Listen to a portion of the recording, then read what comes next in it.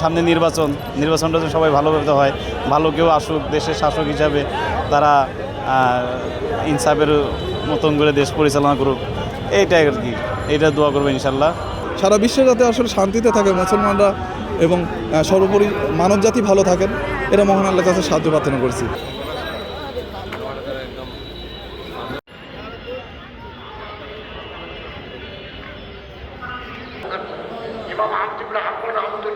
আসলে আমাদের ছোটোকালের যে স্মৃতিগুলো, আমরা বন্ধুদের সাথে যেতাম, বাবার হাত ধরে গিয়েছি, দাদার হাত ধরে গিয়েছি, নানার হাত ধরে গিয়েছি। সো এই ব্যস্ত শহরে আসলে সেই সুযোগগুলো হয়ে ওঠে না বন্ধুবান্ধব বা আত্মীয় স্বজনদের নিয়ে। সেই স্মৃতিগুলো অবশ্যই আমাদের মনে পড়ে। তো বাচ্চাদেরকে আসলে আজকের এই পবিত্র রজনীতে নিয়ে আসে এই কারণেই যে তাদের সাথে সেই গল্প করতে করতে আসতেছিলাম যে আমাদের ছোটোকাল আর তাদের এই ছোটোকাল, আজকের এই ডিজিটাল ছোটোকালের ভিতরে অনেক পার্থক্য। সো আজকে মানুষ মোবাইলে আসক্ত হয়ে গেছে, মানে পরিবারের যে বন্ধন দ্বিধাদ্বন্দ্ব হয়ে গেছে, এর জন্য আসলে পরিবারটা বিচ্ছিন্ন হয়ে আজকে সমাজের বিভিন্ন পরিণতি তৈরি হচ্ছে। সারা বিশ্বে যাতে আসলে শান্তিতে থাকে মুসলমানরা এবং সর্বোপরি মানবজাতি ভালো থাকেন, এটা মহান আল্লাহর কাছে সাহায্য প্রার্থনা করছি।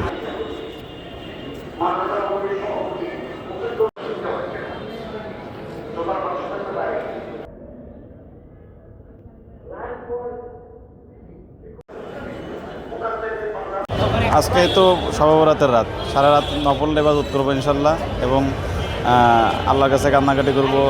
সারা রাত ভরা আল্লাহ তাআলা দোয়া কবুল করবেন ঈশার নামাজের পর থেকে ফজর নামাজের আগ পর্যন্ত।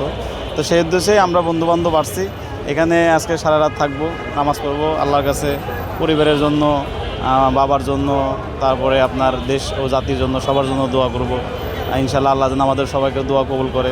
সামনে নির্বাচনটা তো সবাই ভালোভাবে হয়, ভালো কেউ আসুক দেশের শাসক হিসাবে, তারা ইনসাফের মতন করে দেশ পরিচালনা করুক, এইটাই আর কি, এইটা দোয়া করবো ইনশাল্লাহ।